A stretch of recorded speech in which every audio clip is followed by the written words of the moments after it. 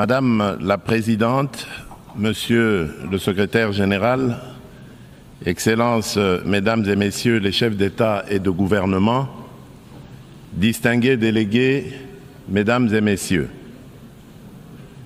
je voudrais avant toute chose adresser mes vives félicitations à Madame Annalena Baerbock pour son élection à la présidence de la 80e session ordinaire de l'Assemblée générale des Nations unies. Son leadership et son attachement au multilatéralisme seront déterminants pour la réussite de nos travaux. Je saisis également l'opportunité que m'offre cette tribune pour rendre un hommage appuyé à son prédécesseur, son Excellence M. Philémon Yang, dont l'engagement et le dévouement ont marqué la précédente session. Enfin, je réaffirme la pleine confiance de mon pays dans l'action du secrétaire général des Nations unies, M. Antonio Guterres, pour ses efforts constants visant à renforcer notre organisation et à promouvoir des solutions aux défis qui menacent la paix, la sécurité et la prospérité dans le monde, en particulier dans la région des Grands Lacs d'Afrique, dont fait partie la République démocratique du Congo. Madame la Présidente, je salue la pertinence du thème retenu pour cette 80e session, Mieux ensemble, plus de 80 ans au service de la paix, du développement et des droits humains. Il met en lumière 8 décennies d'efforts conjoints d'une organisation vouée à la paix, au développement et au bien-être universel, fondée sur une promesse indéfectible de sécurité collective. Le 80e anniversaire de l'Organisation des Nations Unies, garante de cette sécurité depuis 1945, est l'occasion de réaffirmer les vertus d'un multilatéralisme efficace et de rendre hommage à l'idéal de paix, de dignité humaine et de solidarité entre les nations qui inspira ses fondateurs.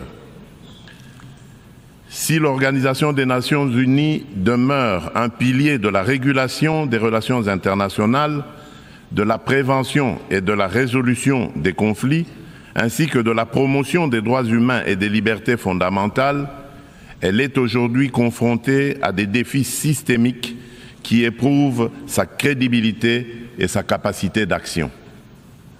Les profondes mutations de notre époque, notamment la persistance des conflits armés, le dérèglement climatique, les crises humanitaires récurrentes et les menaces transnationales protéiformes nous rappellent que le multilatéralisme n'est plus une option, mais une exigence incontournable qui s'impose à tous.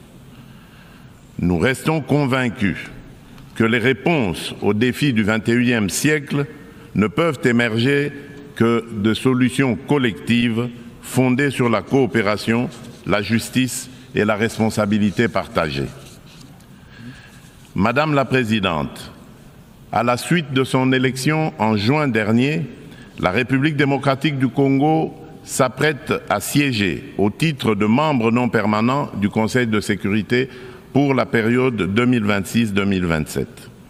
Je réitère au nom de mon pays nos remerciements les plus sincères aux États membres pour la confiance et la solidarité exprimées.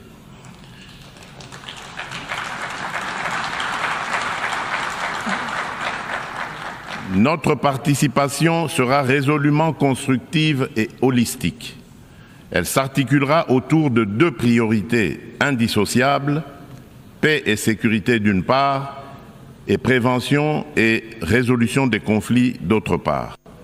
Nous entendons également contribuer activement à l'élaboration et à la mise en œuvre du nouvel agenda pour la paix afin d'apporter, à la lumière de notre potentiel et de notre expérience, une impulsion à la réforme des opérations de maintien et de consolidation de la paix, ainsi qu'à l'adaptation du système de sécurité collective des Nations unies.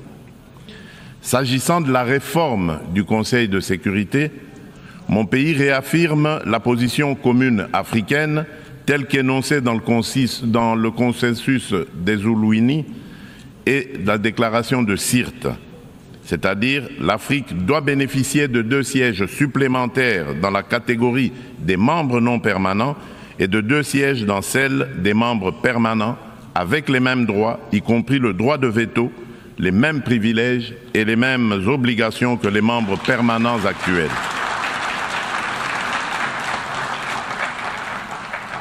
Forte de ces 54 États et de plus de 1,2 milliard d'habitants, l'Afrique ne saurait demeurer en marge des décisions qui engagent la paix et la sécurité internationale.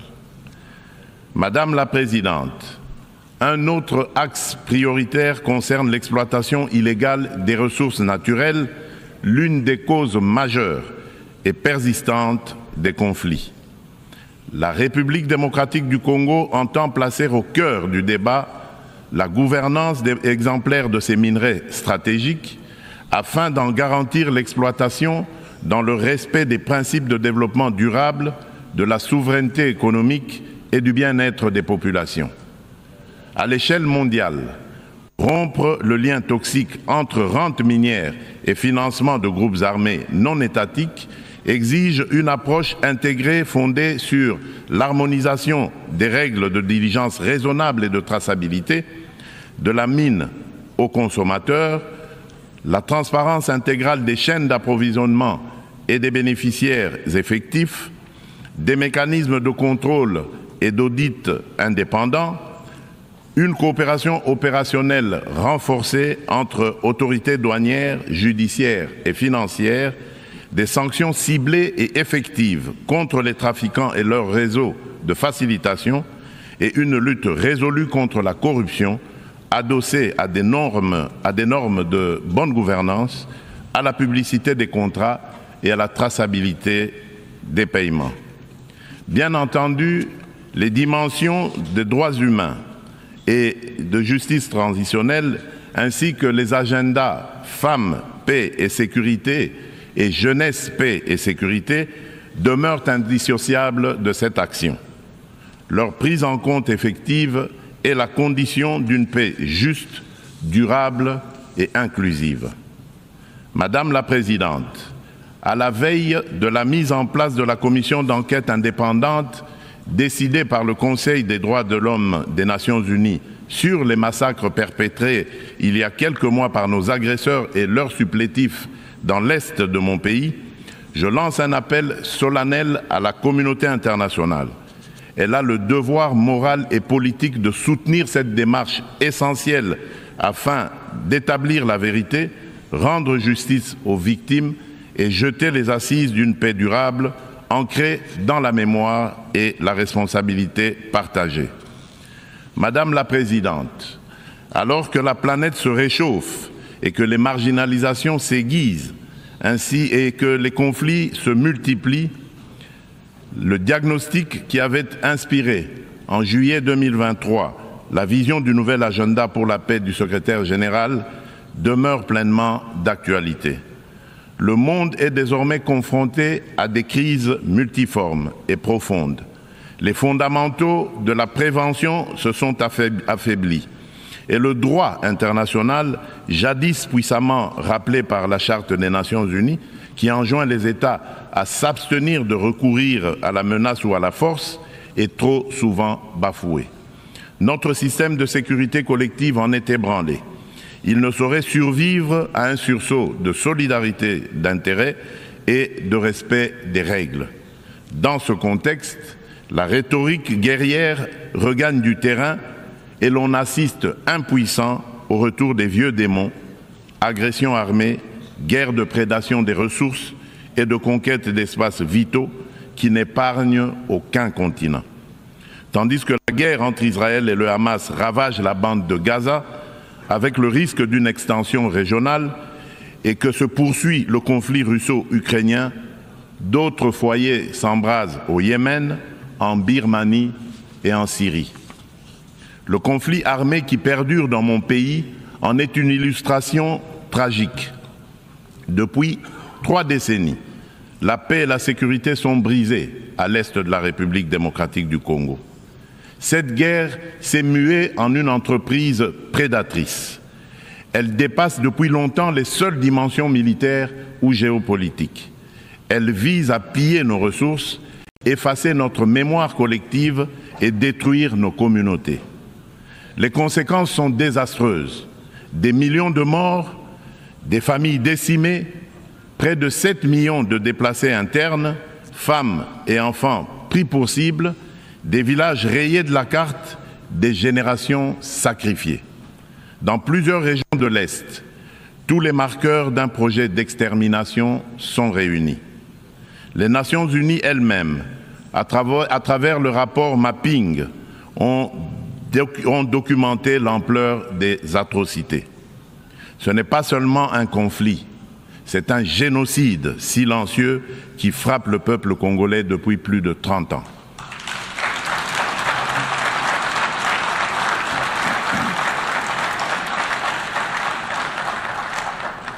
En juillet dernier encore, plus de 300 civils, dont 48 femmes et 19 enfants, ont été massacrés dans le territoire de Rutshuru par l'AFC M23 avec l'appui des forces de défense du Rwanda.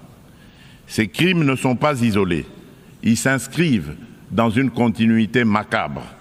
Je remercie les États-Unis d'Amérique d'avoir pris l'initiative le mois dernier de convoquer une session extraordinaire du Conseil de sécurité pour examiner ces massacres documentés par Human Rights Watch. Pour mettre un terme à ce conflit, le Conseil de sécurité, par sa résolution 2773 du 21 février 2025, a notamment exigé le retrait du M23 des villes de Goma, Bukavu et de toutes les zones sous son contrôle, le démantèlement des administrations parallèles instaurées en violation de la souveraineté de la République démocratique du Congo, ainsi que la cessation de tout appui direct ou indirect au M23. Je salue à cet égard le leadership du président Donald Trump, qui a créé les conditions d'un dialogue ayant conduit le 27 juin 2025 à Washington à la signature d'un accord de paix entre la République démocratique du Congo et le Rwanda. Cet accord engage expressément Kigali à un retrait complet et vérifiable de ses troupes et à la levée de ses mesures dites défensives. Il prévoit également le désengagement, le désarmement et l'intégration conditionnelle des groupes armés non étatiques au sein des forces armées de la République démocratique du Congo et de la police nationale congolaise, la mise en place d'un mécanisme conjoint de coordination en matière de sécurité, ainsi qu'un dispositif garantissant le respect de l'intégrité territoriale et l'arrêt des hostilités.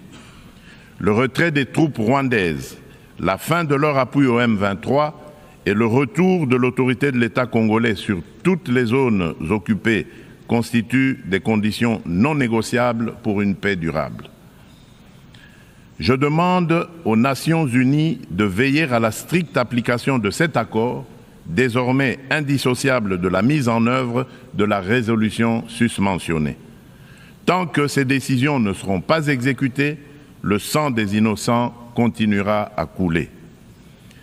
Dans la même dynamique, la République démocratique du Congo et l'AFC M23 ont signé le 19 juillet 2025 à Doha une déclaration de principe engageant les parties à œuvrer de concert à une solution pacifique.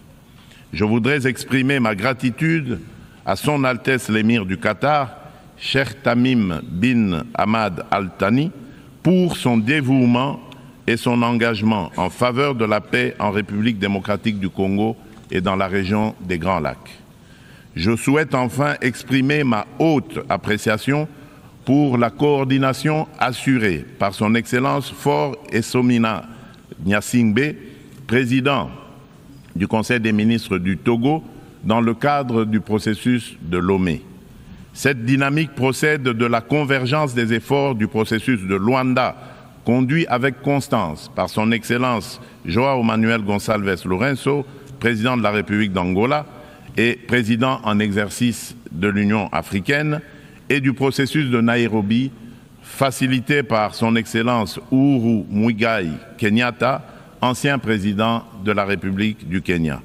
Ensemble, ces initiatives ont jeté les bases d'un mécanisme unifié de facilitation régionale.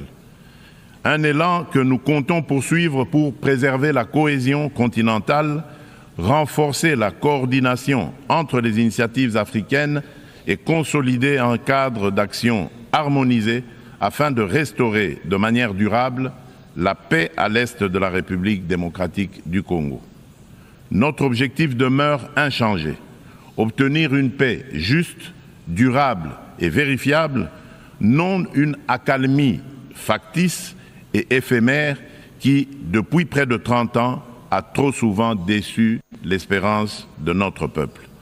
Nous attendons de la communauté internationale qu'elle se tienne avec constance et courage du côté du droit.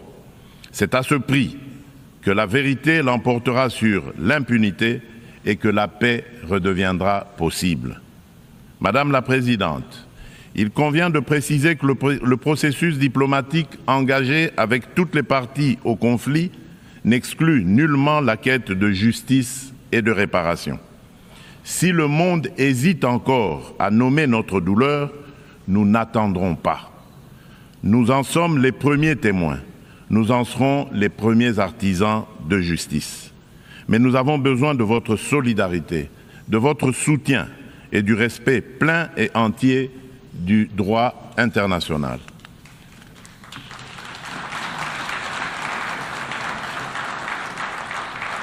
La République démocratique du Congo ne sollicite ni charité ni commisération. Elle exige justice, vérité et dignité.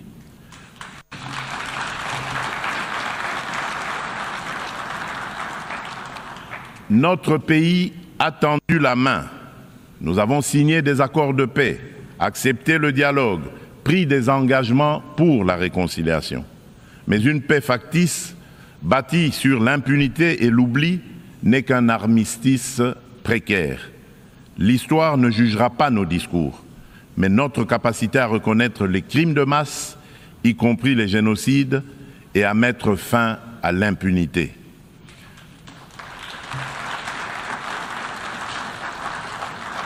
Madame la Présidente, la République démocratique du Congo est un pays de vie, de richesse naturelle et de résilience humaine. Nous voulons contribuer à la paix mondiale, mais la paix commence par la reconnaissance de notre propre tragédie. J'adresse à cette Assemblée un appel solennel. Reconnaissez le génocide congolais, soutenez notre combat pour la vérité et la justice et aidez-nous à bâtir enfin une paix durable au cœur de l'Afrique.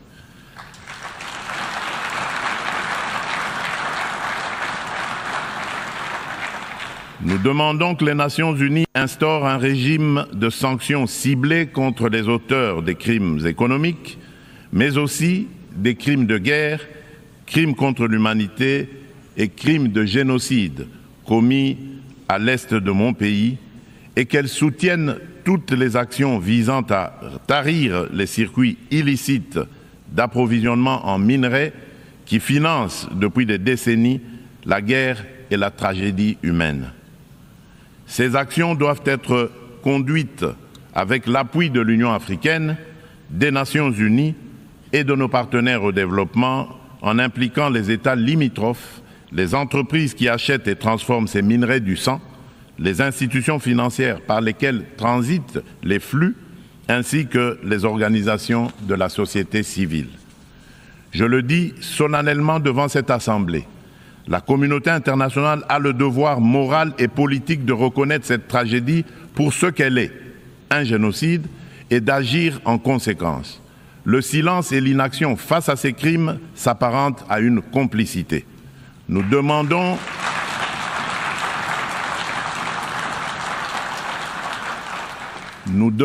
la mise en place immédiate d'une commission d'enquête internationale indépendante et dotée de moyens pour établir la vérité, rendre justice aux victimes et rompre le cycle de l'impunité qui nourrit ce drame depuis des décennies.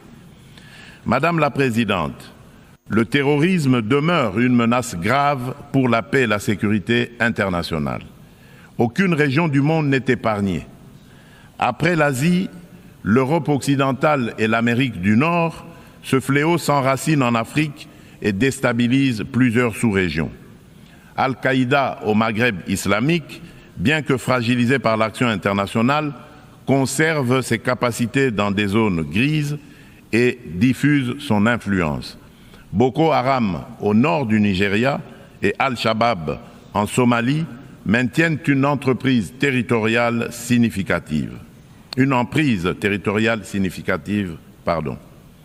En Afrique centrale, après les ravages causés par la Lord's Resistance Army, LRA, de Joseph Kony, le nord-est de la République démocratique du Congo subit les exactions des forces démocratiques alliées, les ADF, un groupe terroriste ougandais ayant fait allégeance à l'État islamique.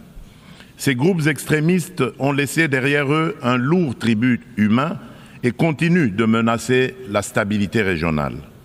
Membre de la coalition mondiale contre Daesh, la République démocratique du Congo appelle les Nations unies à s'engager plus résolument dans la mise en œuvre des recommandations de la dite coalition et du processus d'Aqaba, à savoir le partage renforcé de renseignements, l'assèchement des financements, la lutte contre la propagande et contre les sanctuaires, ainsi que le soutien accru aux communautés victimes dans le plein respect du droit international humanitaire.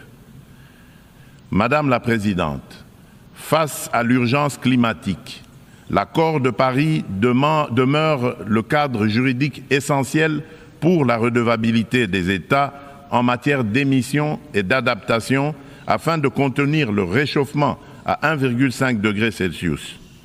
À ce titre, la République démocratique du Congo a adopté son plan national d'adaptation 2022-2026.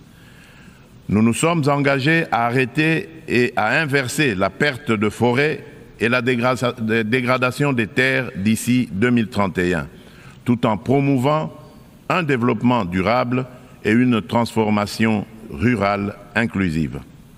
Depuis décembre 2021, un ensemble de mesures soutient la restauration des paysages forestiers, notamment le programme Jardin scolaire pour 1 milliard d'arbres à l'horizon 2030, destiné à renforcer la séquestration du CO2 et la résilience des écosystèmes. Nous saluons l'adoption de la décision 5/CMA.5, établissant de nouveaux mécanismes de financement, y compris le fonds pour pertes et préjudices, afin de compléter les sources existantes et d'apporter des réponses concrètes aux pays les plus exposés. Forte d'un potentiel environnemental unique au monde, la République démocratique du Congo se tient au cœur des solutions. Elle est prête à mobiliser ses atouts naturels au service du climat global, à condition que les engagements financiers soient prévisibles, accessibles et à la hauteur des impératifs écologiques et humains. Madame la Présidente, permettez-moi d'aborder aussi la question des défis énergétiques et de la protection de nos écosystèmes en rappelant que le bassin du Congo abrite la deuxième plus grande forêt tropicale du monde, considérée par de nombreux scientifiques comme le premier puits de carbone terrestre, ainsi qu'un vaste réseau hydrographique dominé par le fleuve Congo, deuxième au monde par son débit. Ces ressources vitales sont gravement menacées par des activités destructrices, déforestation, exploitation illégale, pollution, souvent alimentées par des conflits armés récurrents qui s'apparentent à de véritables crimes contre la nature. C'est pourquoi la République démocratique du Congo soutient l'initiative portée par le Vanuatu, Fidji et Samoa visant à ériger au plan international l'écocide en incrimination autonome pour sanctionner les actes illicites ou arbitraires causant à l'environnement des dommages graves. Madame la Présidente, l'adoption du pacte pour l'avenir rappelle l'urgence d'accélérer la mise en œuvre des objectifs de développement durable à 5 ans de l'échéance de 2030.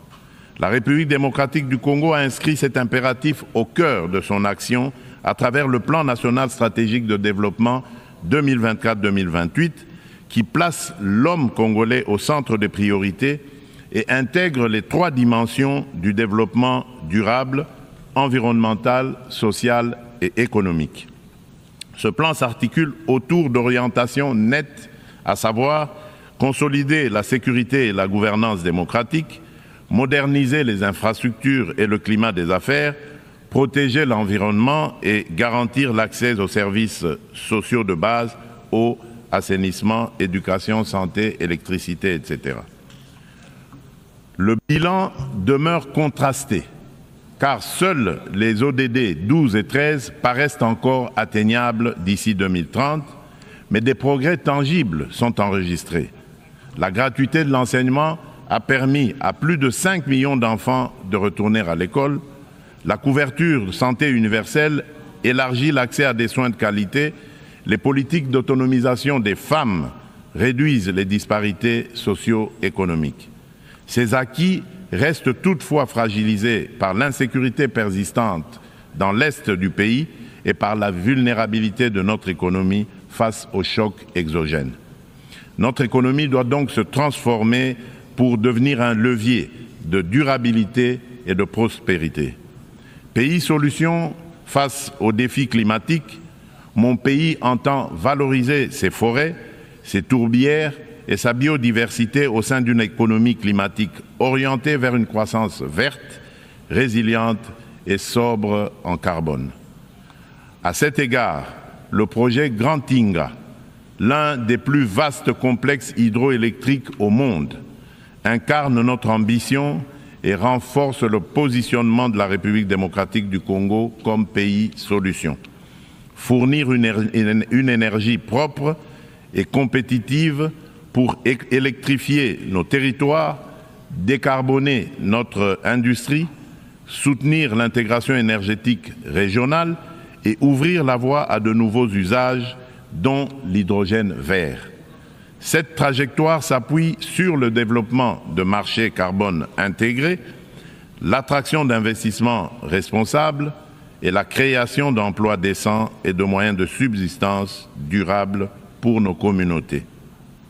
Il reste cependant un obstacle majeur, la contrainte financière.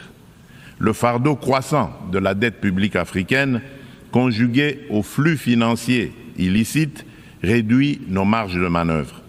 Les besoins additionnels pour atteindre les ODD en Afrique sont estimés à 1 600 milliards de dollars. Dans le même temps, les sorties illicites de capitaux minent nos devises et notre stabilité macroéconomique. D'où la nécessité d'une réforme urgente de l'architecture financière internationale afin de garantir aux pays en développement un accès juste et prévisible à des financements concessionnels alignés sur leur trajectoire nationale, y compris via une meilleure recanalisation des DTS, la capitalisation des banques multilatérales de développement, des facilités de liquidité contracycliques et une lutte renforcée contre les flux illicites.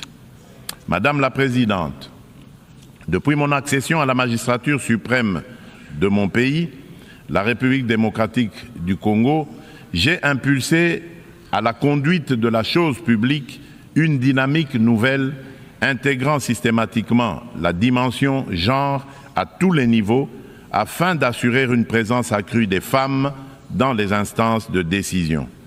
À titre illustratif, la part des femmes au sein du gouvernement est passée de 17% en 2019 à 32% en 2025.